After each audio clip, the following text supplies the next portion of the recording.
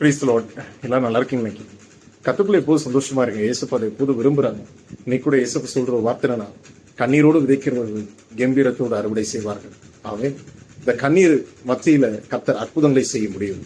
உங்களுடைய கண்ணீர் அற்புதங்களை கொண்டு வரும். ஆவே லாசரு மரித்து போன போது கர்த்தர் கண்ணீர் விட்டா, ஏசப்பா கண்ணீர் விட்ட போது அங்கு நடந்தது அற்புதம். ஆவே ஆகார் கண்ணீர் விட்ட போது ஆகாருடைய கூக்குரலை கேட்டு கர்த்தர் அந்த இடத்திலே ஜீவ ஊற்றை உண்டாக்கினார். அங்கே ஒரு அற்புதம் நடந்தது.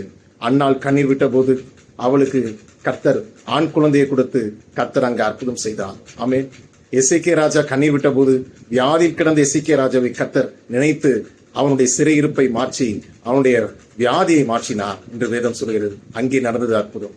இந்த தேவ மனிதர்கள் யார் யார் கண்ணீர் வடித்தார்களோ, பைபிள்ல யார் யார் கண்ணீர் வடித்தார்களோ அவருக்கு எல்லாம் அற்புதமாய் முடிந்தது. உங்களுடைய கண்ணீர் அற்புதங்களை கொண்டு வரும். அவன் விசுவாசிங்க, உங்களுடைய கண்ணீரை கர்த்தர் ஆனந்த களிப்பாக மாற்றுவார்.